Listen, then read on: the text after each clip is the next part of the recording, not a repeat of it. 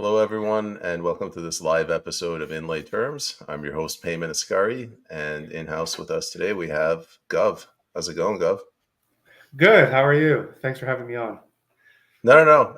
I've been looking forward to this, and I'm really excited. I'm going to hit you with some questions, but before we get to that, could you maybe, for the audience, if they don't know who you are, could you tell them a little about yourself?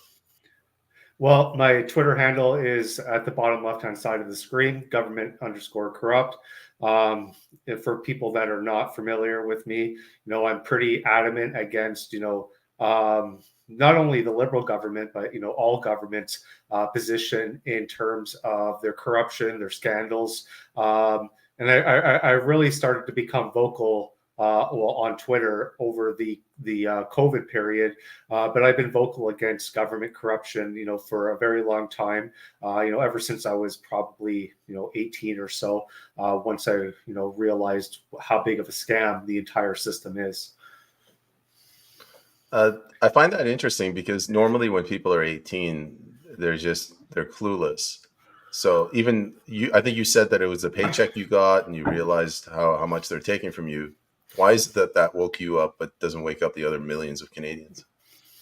I have no idea. I just didn't think that it was logical for a government to take money from you when they didn't help you do any of the work, right? And then they say, oh, you can look at the roads, the hospitals, and the schools. But when I look at the roads, the hospitals, and the schools, and they're all collapsing.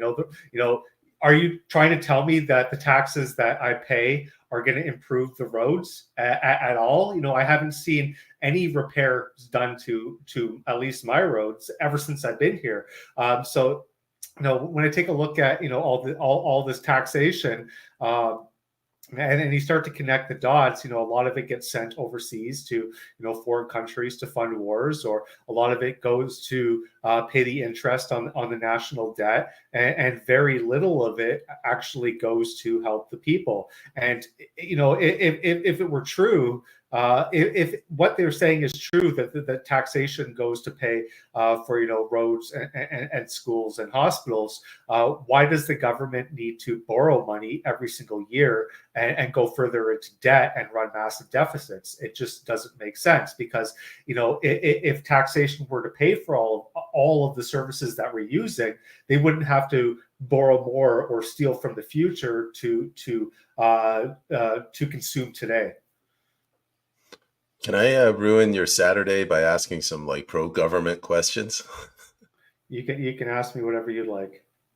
All right. I don't agree with anything I'm going to say. These are devil's advocate questions, but Gov, what are you complaining about? What if somebody says you live in the most prosperous nation, the best country, we got the best education, best roads, that's why you pay taxes? What's your answer to that? Well, number one, I don't think that we live in the best country. Best country based on what metrics I would ask. Again, our educational system is horrendous. It's not really there to teach people to become critical thinkers, to reject to authority. It's there to teach people to comply, and it's there to teach people to repeat things. And if we did have the best education system in the world, then how come so many people complied with the COVID mandates during, the COVID tyranny of 2020? So the educational system, I believe, has been hijacked by some sort of authoritarian entity, and it's been weaponized against the people to demoralize them in order to destabilize the country, and it's all done through the method of compliance. I had a space yesterday, and I wanted to talk about. Prairie asked a question about not sending money to foreign wars. I asked whether Canada should get involved in the Middle East and the conflict that's brewing in light of Pierre Poilievre's statements. And the room just descended into chaos about, people taking sides with Israel versus people taking sides with Palestine. What do you think Canada's position should be on war? Well, we really don't have a military, so we shouldn't really be warmongering or saber rattling in talking or trying to promote wars into regions that we have no business being in to begin with. So it's kind of like we're a paper tiger in this sort of instance, and we shouldn't be choosing sides. And that's the game that they always want you to play, right? They have two predetermined sides, and they want you to choose one or the other, and that's how it's all a farce. And the only real winning move here is not to play their game. So reject their two solution option, and say we're not going to be going down this road again, very similar to Russia and Ukraine. Don't force me to take sides when I'm against both sides. I'm against the the call for more war. I'm against all of these things. So we really shouldn't be forced to choose a side when especially there's no real good guy. I guess you could put it in air quotes. There's no real good guy here. They're both both sides are in my opinion are liars. 80% of what they say is nonsense. Keep in mind, in war, truth is the first casualty. So nothing that they say we can take with that is truthful. We just have to come to the conclusion that all they want us to do is to support X or support Y, when in reality it's Z that's pulling the strings. So we have to put more focus on Z. And who is Z? That is the same people that have been funding wars for centuries, both sides of wars. And those are the central bankers. So at the end of the day, all wars are central banking wars. They give you these two options that you must either choose one or the other. But we really have to put more focus on the people that are trying to make us choose, and that is the third option. So I'm going to get to the central bankers, but let's go back to what you said. You said we don't really have an army. We don't have a military. I agree with that. So my question is, if we did have a military, like, what's your view on this sort of world police role that I guess the hawkish right is trying to push? Yeah, well, my view is no foreign entanglements, no foreign intervention. And Ron Paul said 20 years ago that Hamas was created by Israel to destabilize the area, to oust Yasser Arafat, and they became the political opposition, and they ended up winning an election, and America didn't like that. Very similar to um, in the Middle East with Saddam Hussein and with Osama bin Laden. The CIA was radicalizing these countries to compete with the Soviets, and they became too much of a threat, and now they had to be overthrown. So a lot of these so-called terrorist cells, or whatever you want to call it, have been well funded by intelligence agencies all across the world to further their agenda, and then and then the blowback. We're living through the blowback right now, of these failed policies of foreign intervention into regions that we had no business being in to begin with. So it's like every action has an equal and opposite reaction. So of course, when your country, the United States, is hell bent in overthrowing governments and using terrorist organizations to do that. Once they gain power, they're gonna ultimately start focusing their energy on other areas, and this is where it gets into the problem of what we're dealing with right now. We're dealing with the consequences of all these failed policies, and it's very easy to blame X or Y or them or whatnot, but in reality, it is the consequences of our Western failed policies that we're dealing with, and that's my opinion. What's going on in Ukraine right now with their, the Azov battalion and basically just these right-wing militants? Do you think these guys are going to be the terrorists of tomorrow? Now, when you say like right wing militants, Azov Battalion is well known to be a Nazi battalion, right? Uh, so, and I don't really think that Nazism is on the right. And even this left-right paradigm doesn't really make sense to me. Nazism is an authoritarianism point of view. It's a collectivist point of view. So we can call it, National Socialism. You can't really put, a socialist ideology on the right. So it never really made sense to me to call Nazis far right, and again, like the left right paradigm doesn't make sense to me either. So we'll call these people the authoritarians that are just fighting another group of authoritarians. And if you want to take a look at it, the communists and the fascists have a long history of fighting each other.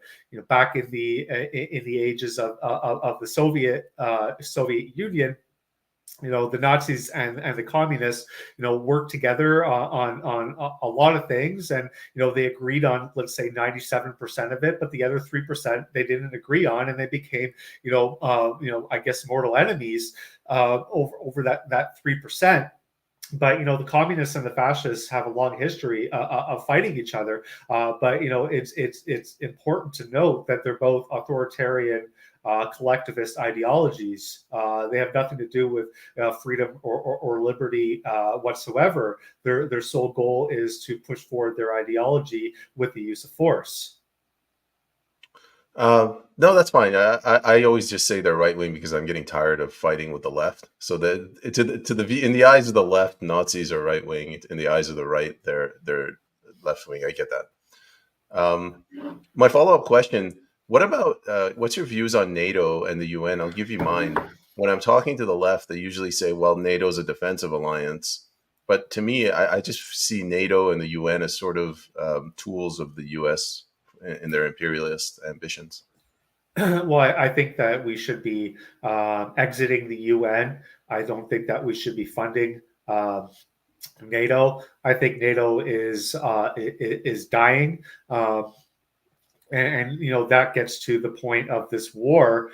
A lot of people are calling it a religious war or a holy war, and Israel and moving into Iran, they've been at a holy war for centuries, which is true. Can't really argue that. But if you look at it on a map, you know Iran and Turkey are gateways to Africa from Europe, right? And there's China and Russia to the north and to the west, and then there's Africa to the south. And those two countries, Turkey and Iran, really connect the BRICS countries together. So it's in NATO's best interest to try to sever that connection by taking either Turkey or Iran away from them. So it's a geopolitical war, in my opinion, between the BRICS and the G7/NATO countries. And it has nothing to do with anything other than that. Okay, no, I agree with that. Now let's move on to central banking. In one of your interviews, and maybe earlier today, you said that it's not the people that fund the governments through taxation; it's the central banks. Can you explain that? Well, if you take a look at it, right, every dollar that is in existence has to be borrowed from a central bank. Uh, and it has to be paid back because currency is a unit of debt. It's not a unit of wealth. So, and that's why there's an interest rate attached to it, right? So if you borrow a dollar, then you have to return back a dollar plus and whatever interest is attached to that. And since the central banks have the monopoly on the issuing of currency, they're the only way that you can pay back that dollar plus interest is by borrowing even more. So it's like a perpetual state of that just creates more and more debt, where the government is constantly forced to borrow more and more money from the central bank to pay off the obligations and the promises that were made from politicians and from previous governments 5, 10, 15, 20 years ago.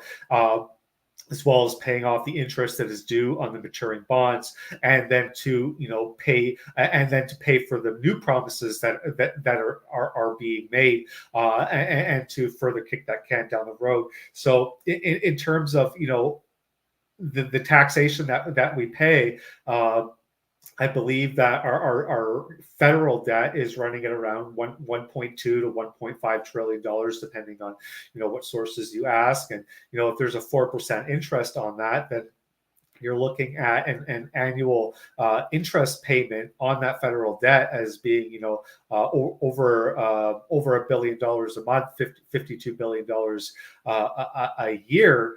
So a lot of our taxes are actually being funneled into paying the interest on promises that were made from previous governments, and it really has it's really not going to benefit society whatsoever. So it's this this constant borrowing and spending that creates more borrowing and more spending that ultimately puts us into this position of debt servitude, where all the promises that the governments are going to be making are going to be not even paid for by the taxation, because the interest rate on the interest on the debt owed is going to continue to rise as the borrowing and spending increases. My question was actually even more basic than that. Like, if I go to Subway and I buy a sandwich, I'm the customer. I'm the one that's paying for it. But if I'm in a high school and the school pays for the cafeteria, even though the sandwich is going to me, I'm not the one that the cook is responsible to. Is that what it is here, where literally the government answer to the banks, not to the people? Well, of course, the central bank. It was Thomas Jefferson that said, central bankers are more dangerous than standing armies. So you give the power to an entity to control to control the issuing of the currency, and it really doesn't matter who makes the laws, right? So the central bankers, well, the Bank of Canada, we can talk about it here, is basically like your credit card company. It's like your Visa or your MasterCard, and you have no job, you don't produce anything, and the only way that you can spend is by going onto your credit card, and that's where the central bankers come in. They're there to provide the funding for all of your reckless spending.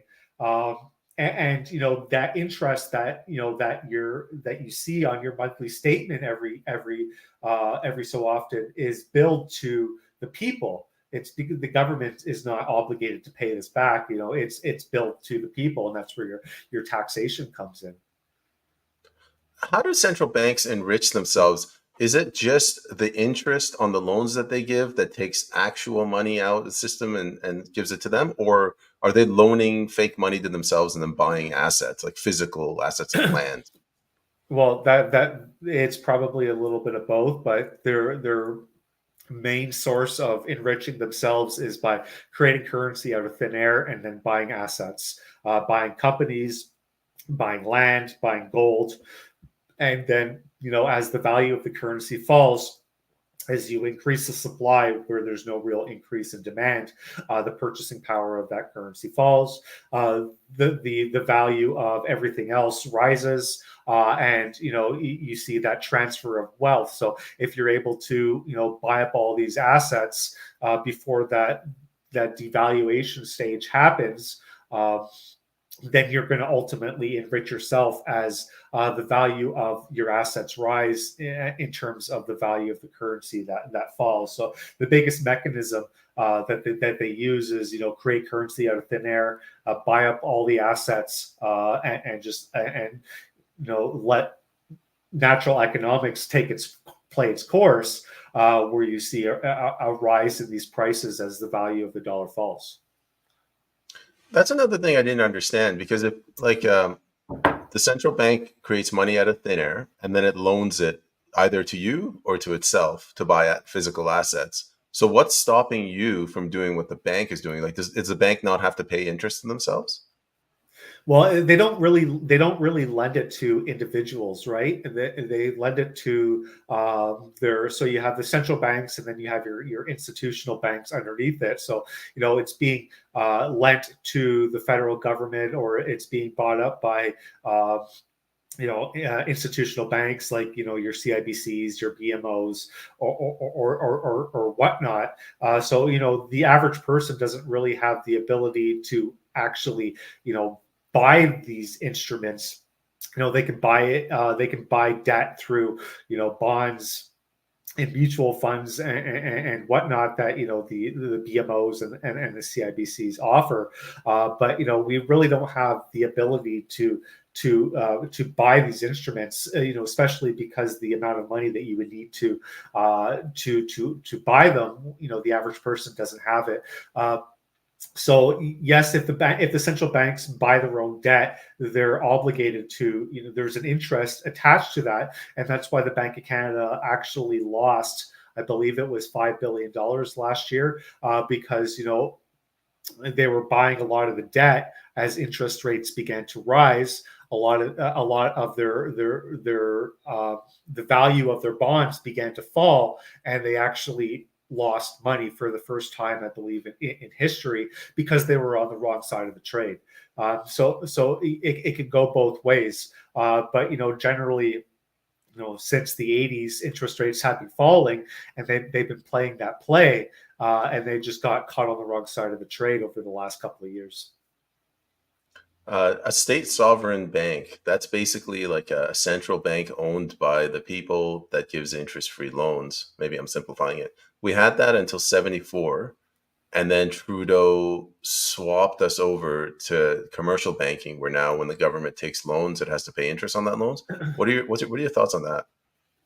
Well, I believe, well, if you're talking about Comer versus the Bank of Canada, I believe that in 1974, the Bank of Canada was basically turned into a shell organization for the Bank of International Settlements, or people are probably familiar with the BIS. So you have your Bank of Japan, your European Central Bank, you have your Federal Reserve, and then there's those are national central banks or state central banks, and then you have your central bank of central banks, which is the BIS.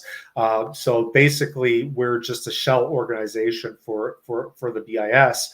And if you take a look at the amount of debt that's accrued since the 1970s, it's very evident that this mechanism of perpetual debt to enslave the population has been taking place, because that's all debt creates, right? Is slavery, especially because you can never ever pay it back, because there's always going to be more debt owed than there is cash available in the system.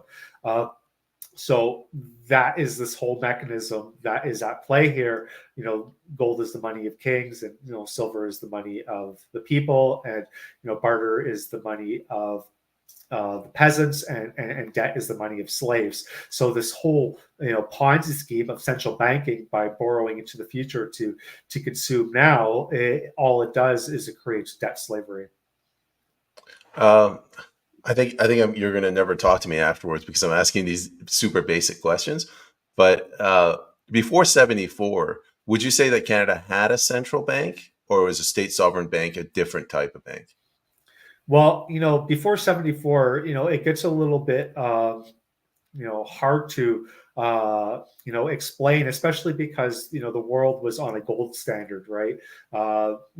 In 1945, the world came together and said, we're gonna tie our currencies to the U.S. dollar, and the U.S. dollar is going to be tied to gold. And of course, they're free floating on exchange rates, so the value could go up and down in relation to each other. But the United States dollar was still tied to gold under Bretton Woods. But in 1971, Bretton Woods came to an end.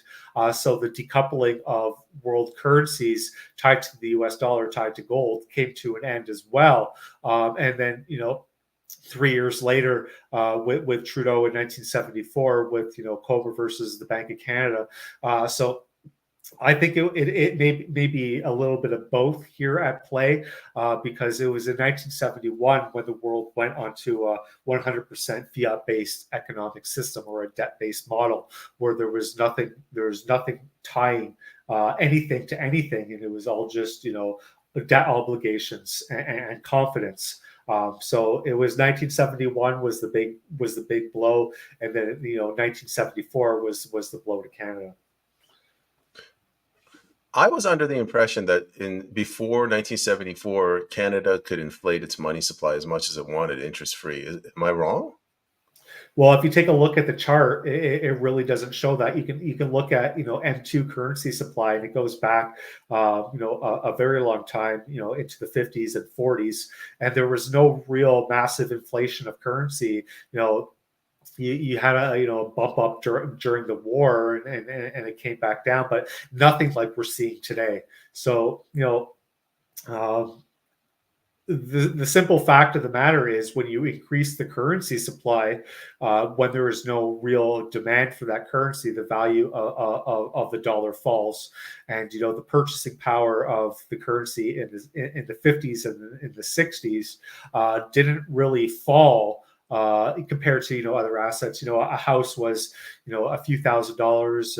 A car was nothing like the prices are today. So even if there was a bump up here and there, it really didn't affect the purchasing power of the currency, like it is now, because of the amount of debt expansion that we've seen since 1974. It pales in comparison. If you look at the chart just goes parabolic.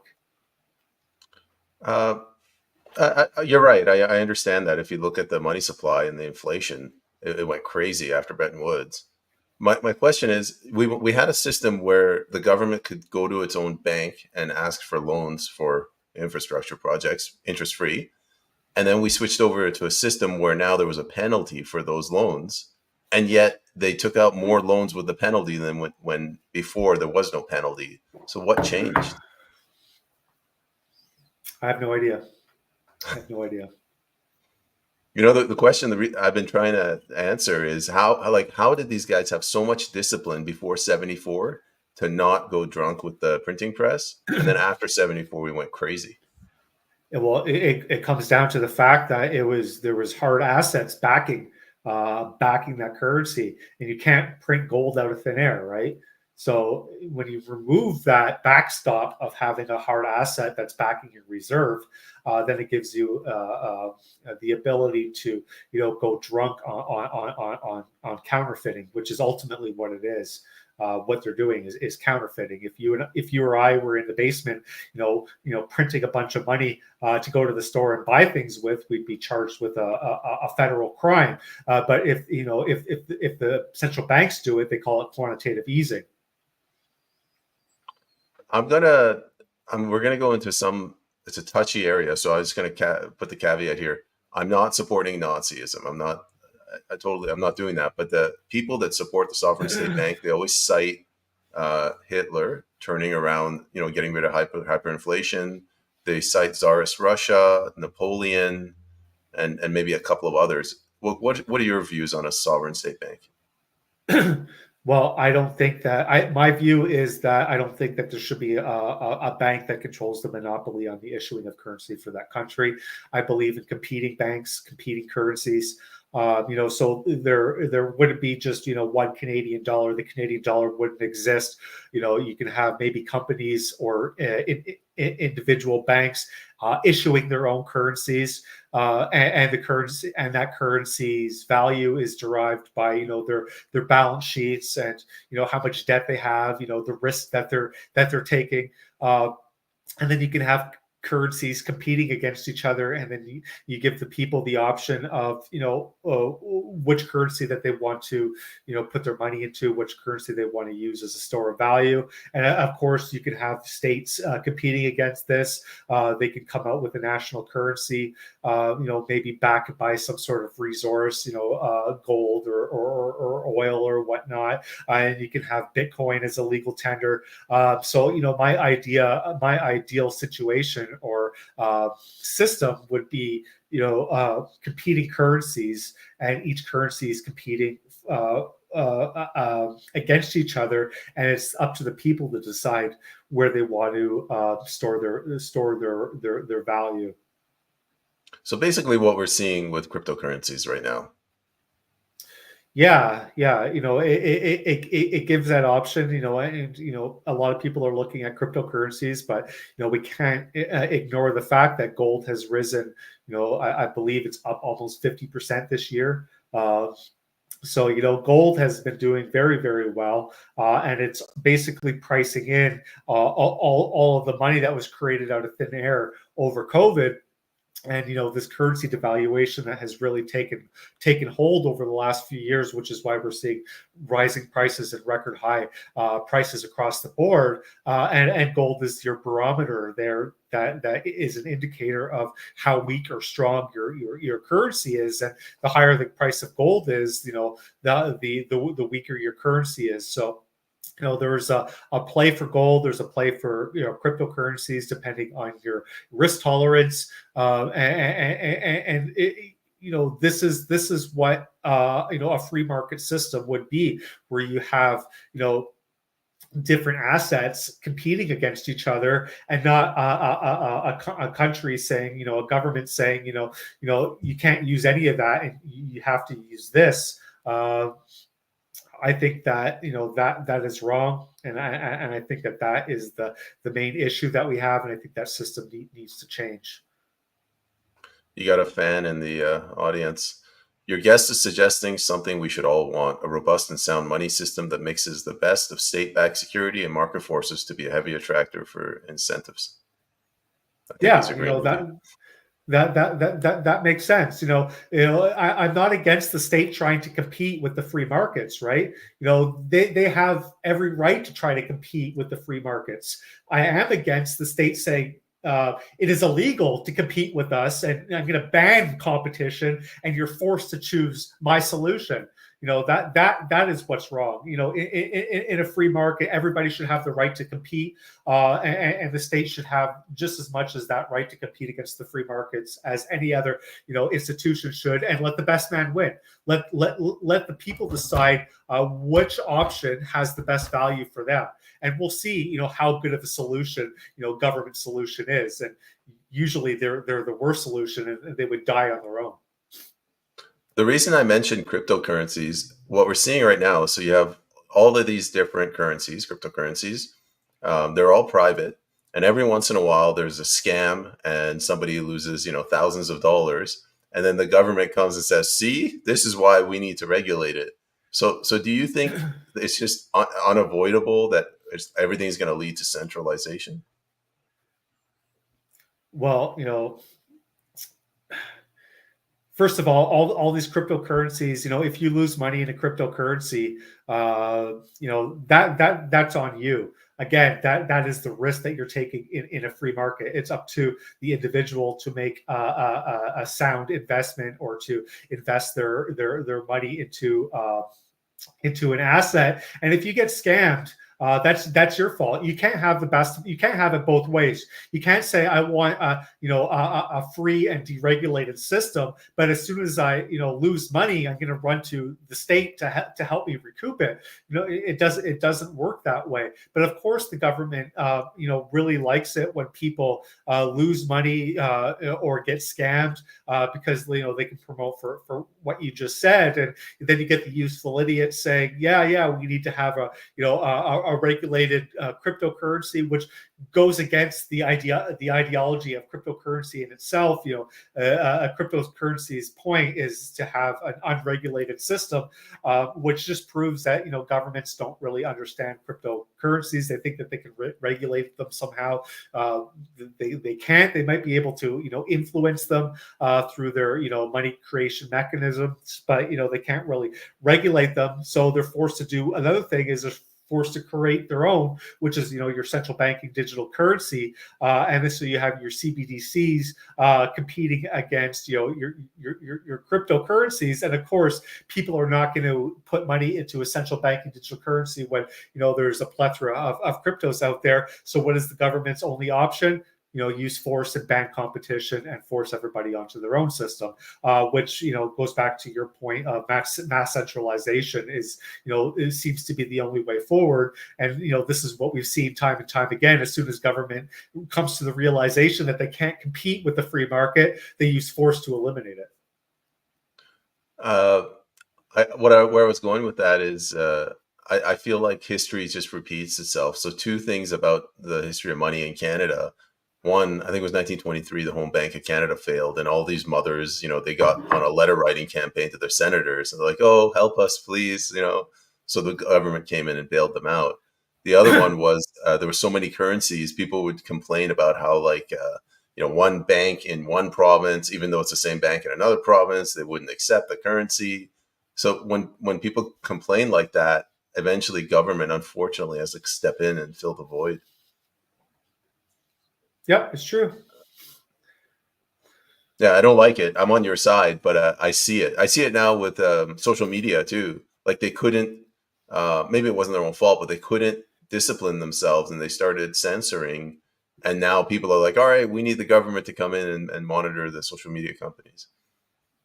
Yeah, and again, it's never the governments that are solely responsible for all this this force. It's the useful idiots, right? It's the enablers. And unfortunately, in Canada, there's a lot of enablers. There's a lot of people who feel that it's the duty of the government to keep them safe. And the more they demand of government, the bigger the government becomes, the more authoritarian the government becomes, the more expensive the government becomes, the less rights and freedoms the people have, the less wealth the people have. Their wealth is drained through inflation.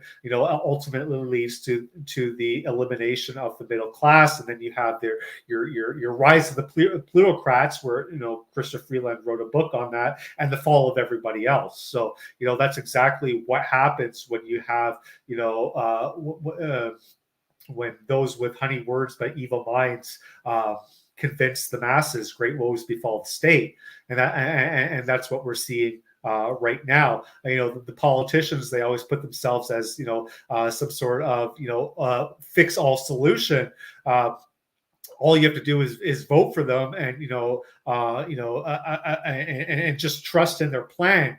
But their plans always end in abysmal failure, and all it does is it cost people a lot of money, when the real solution would be just let the free markets do what their sole goal is to do, and let them dictate on their own without use of force, use of intervention from a centralized power.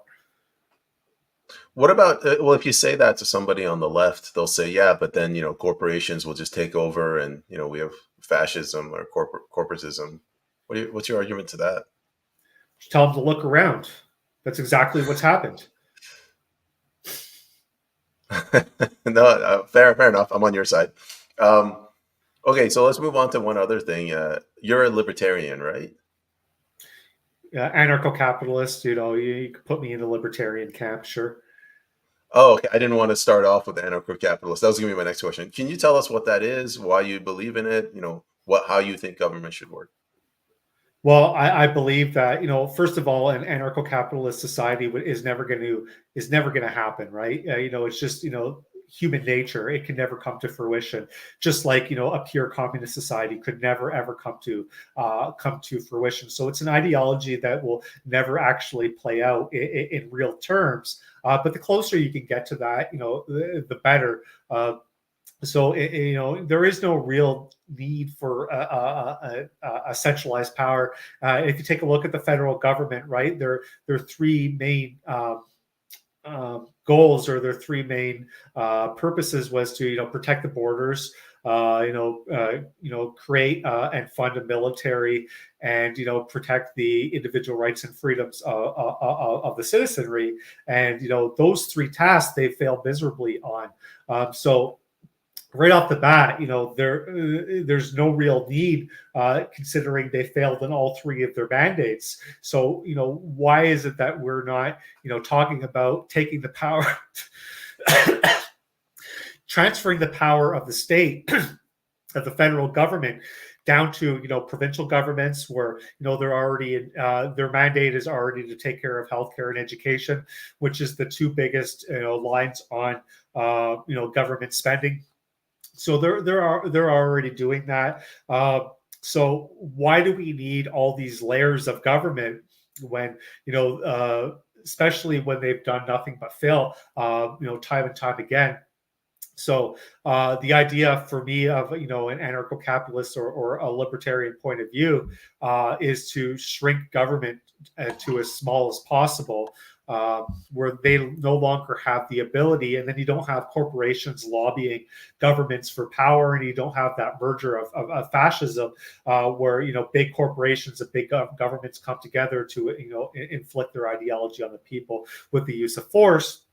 You eliminate that altogether, but you have to eliminate the funding, which comes back to the central banks. So the biggest threat to our freedoms and liberties is the Bank of Canada. This has to be abolished. If you abolish the Bank of Canada, the government no longer has the ability to borrow from the future. They can't make all these promises. They actually have to follow a budget, like you and I would do. The credit card is maxed, and you can no longer borrow, or you can no longer pay your Visa with your MasterCard. You can no longer do that. The amount of government spending would drop. Then they would start to actually have to address the debts and the deficits, or go bankrupt, right? You can have entire governments go bankrupt because they could just no longer pay back all the promises that they made, which would lead to this decentralization point of view. So if you ask me, how I arrived at this point, is I just looked around, and I saw everything that the government does is a failure. The war on crime, failure. The war on drugs, failure. The war on terrorism, failure. The war on COVID, failure. I can go on and on and on. So everything that they've declared war on, they've lost abysmally. So why do we need them? I don't really see a need for a government. And then you bring up the point of like anarcho-capitalism, and you can say that a centralized power will rise regardless if there is a government or not, which is true. That would happen, and you have your tribalist gangs or whatnot, which will rise, and they'll compete against each other for power and control over the people. That will happen because that's basic human nature. But what you have to address in this situation is the morals of society. The more demoralized a society becomes, the more they are prone to being, subjugated by authoritarian control. And Canada is extremely demoralized. We have no real morals. We saw that during COVID, and that's why we're open to all of this subjugation. So in an anarcho-capitalist or a libertarian point of view, it's not only eliminating or shrinking government as much as possible, but it's educating the people in terms of getting their morals back, their focus on family, their focus on people talk about religion. I'm not religious, so you can talk about religion if you want, but focus really on the nuclear family to remoralize society. Once you have a moralized society, then you can talk about, if somebody wants to, try to inflict harm on you, why would they be doing that? The likelihood of them doing that falls because they're not as demoralized. So there's a lot of psychology that goes in behind it. And it's very easy to say eliminate the government, and all that would be left is chaos, and you'd have gangs riot up and try to kill everybody. So it's a two prong approach, where not only do you have to focus on shrinking the state, but you have to focus on remoralizing society as well. Prairie just pointing out a lack of morals when cops show up to intimidate people for social media posts. Yeah, 100%. And that's why they really want to push through that Bill C-63, right? They want to legitimize that force against social media, very similar to what they did in Britain. You think if they push, my view is after the Ottawa convoy, the protests, the government realized that they have some flaws, and then they brought all of these rules. Bill 60 C-63 is one, labeling people ideologically motivated violent extremists, the trial and Coots. Do you think this is like the end game? Your guess is as good as mine, but again, the government is only able to get away with as much as the people tolerate, right? So if you have the majority willing to tolerate this, then their authoritarianism will just continue to rise until you have a backlash, and then you'll have a violent revolt. But I don't think the violent revolt will happen around them, trying to push laws through, or trying to control the people through their agenda. I think that the violent revolt will happen when people will have to choose between feeding their family, or going after the state. And historically, the rise in food prices has led to the toppling of more governments than anything else. So I think that is the main concern. It's not all of these laws that they're passing through. Canadians will probably just accept them and say, whatnot. But when they're actually forced to make that decision of starvation or violent revolt, and when violent revolt becomes more favorable, that's when bad things happen. So that we have to keep a look at prices of food and compare it to your median income. And the threshold where violent revolt becomes more favorable than peaceful slavery is 40%. Right now, we're at about 50, maybe 15% of our income is going towards food. I'm sure some people have a little bit higher, some people have a little bit less.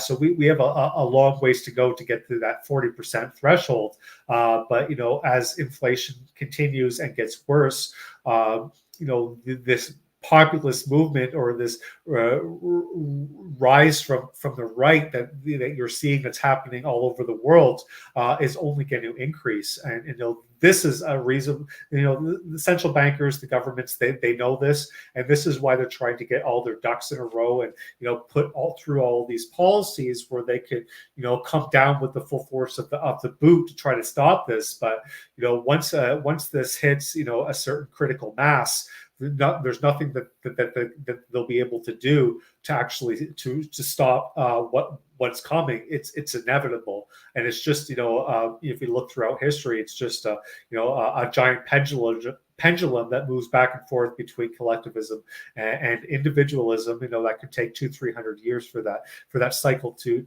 happen.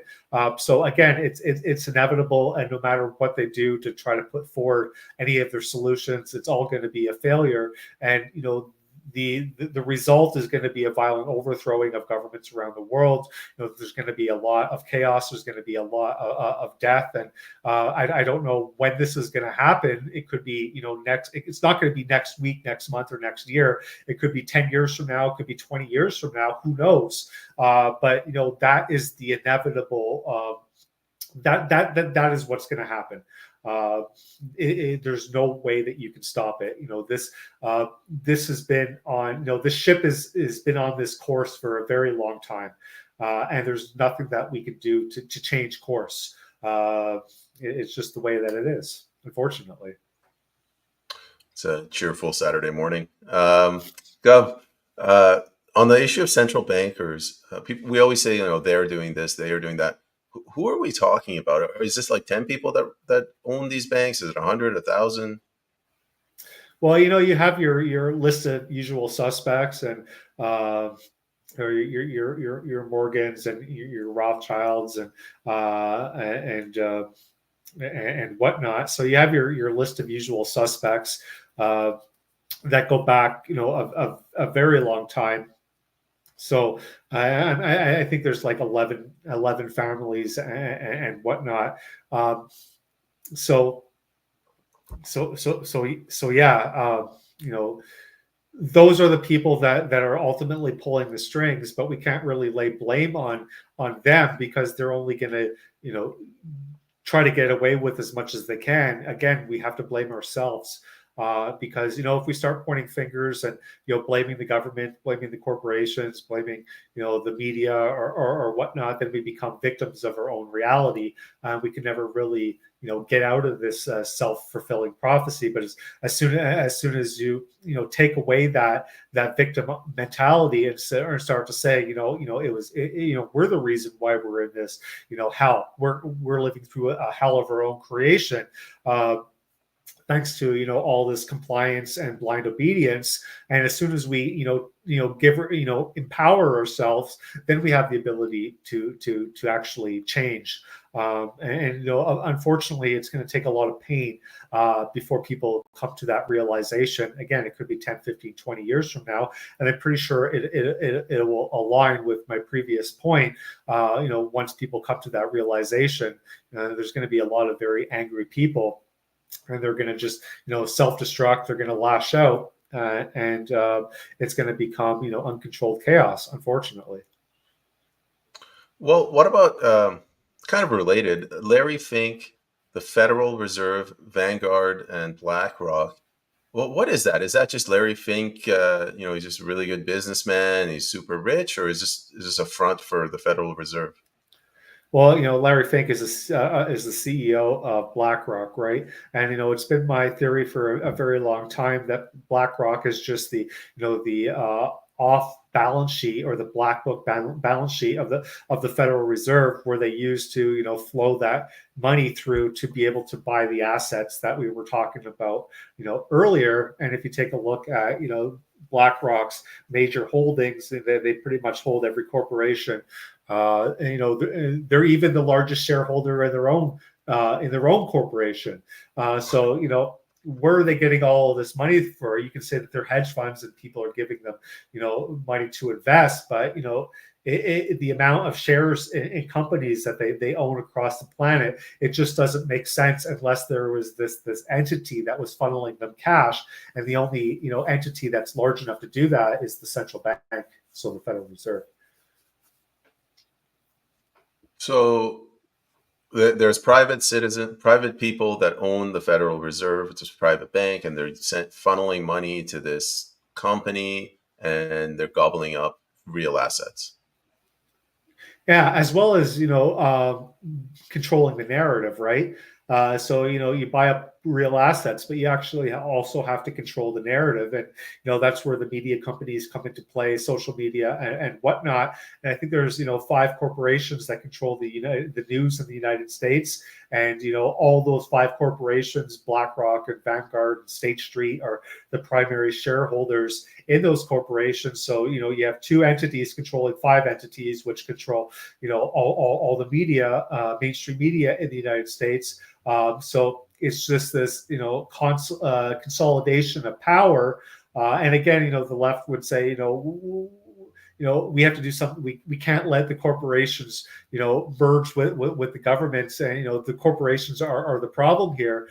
So the left said the corporations are the problem. The right say the governments are the problem. Where I come into it, it's you have to say they're both the issue, and they've only been able to get away with that because we the people allowed them to.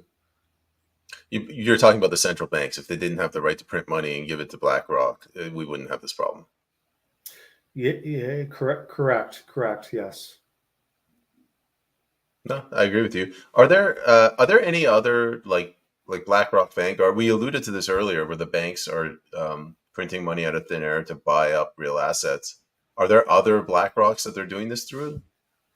I think BlackRock is their primary, their primary um, money laundering scam, I guess you could call it. And there was an article. I think it's been deleted since, but there was an article done by, I think it was MSNBC.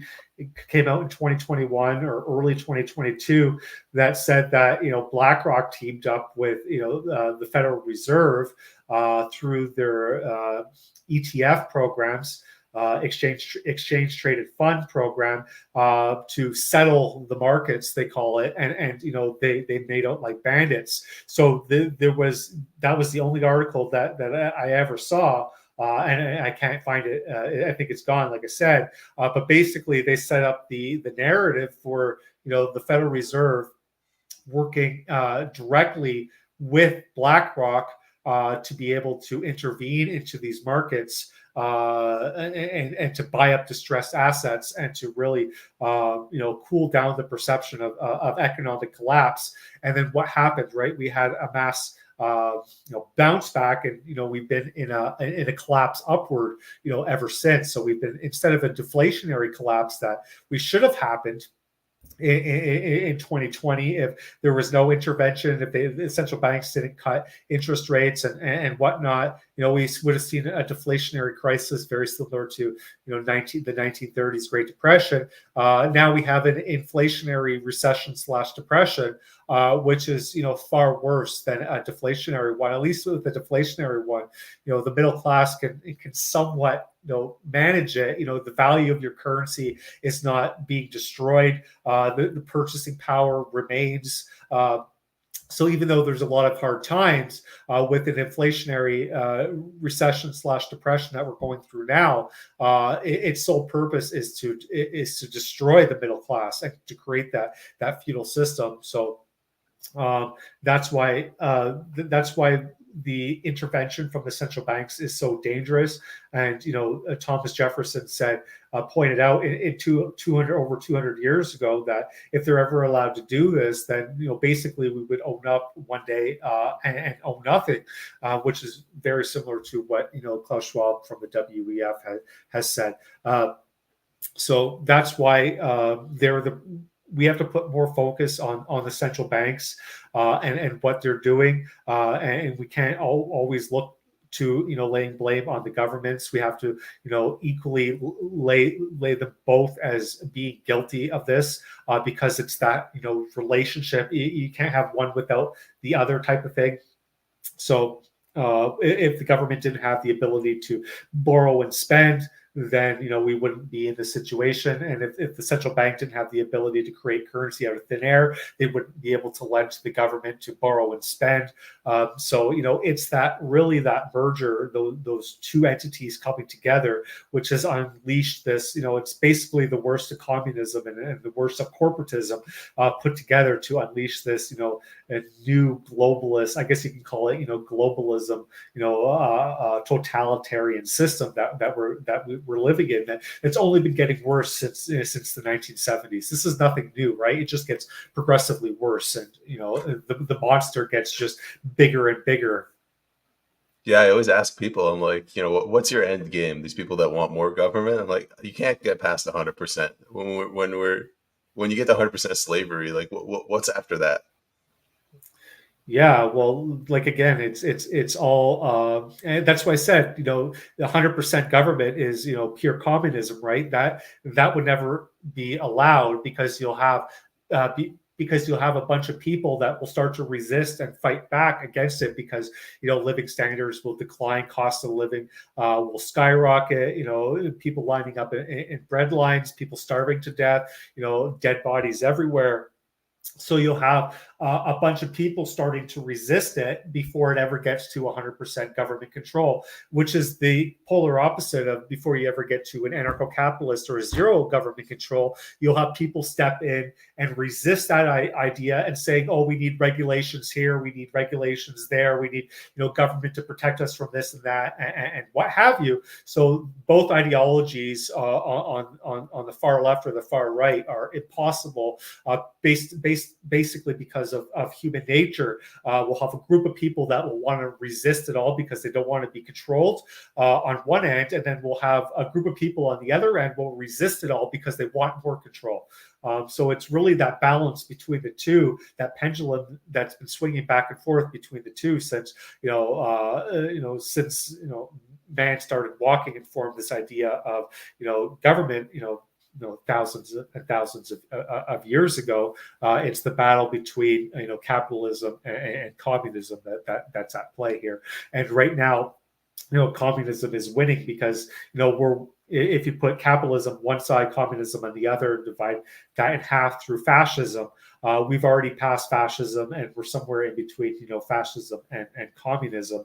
And then there's going to be, a snapback moment where that pendulum is going to swing back to, to the right of fascism and, push towards between fascism and capitalism. But, that could be decades from now. Final question, Gov. 1776. How libertarian or anarcho-capitalist would you say America was? Well, if you take a look at it, the primary reason for the Revolutionary War was to oust the oppressive British central bank from the colonies. They banned the creation of debt-free currency of the colonies, instantly putting them into debt. So 1773, December 15th or whatnot, you had the Boston Tea Party, which a lot of people point to the beginning of the 1776 moment. But the primary reason for the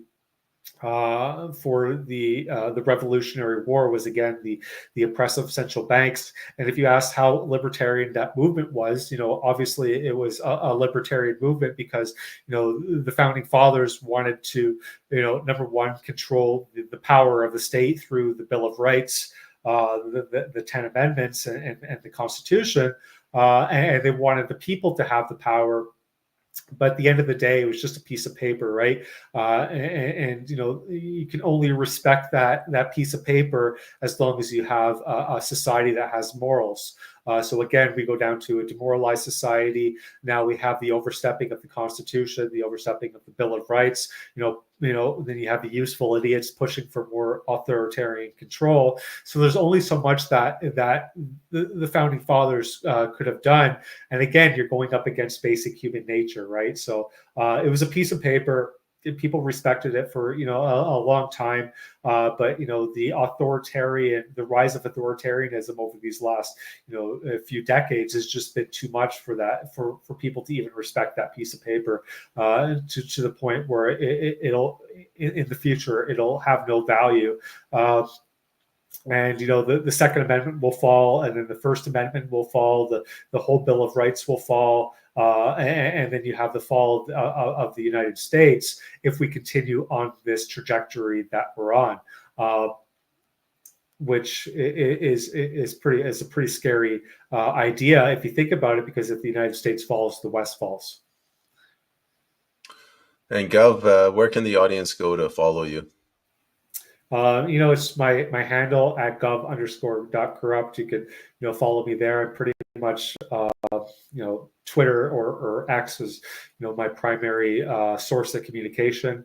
I was actually demonetized yesterday, so I got a notification from X saying that they're no longer going to be paying me.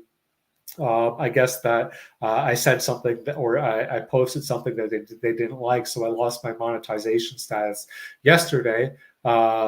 But I'm still going to be posting. I'm still going to be doing what I do, what I feel is right. So if you want to follow me there or you want to find me, that's where you can find me.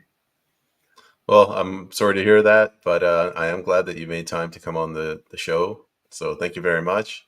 Gov, I'm just going to hold you over until after the show, but I don't know. Have a nice day. Have a good day. Thanks for having me on. No worries.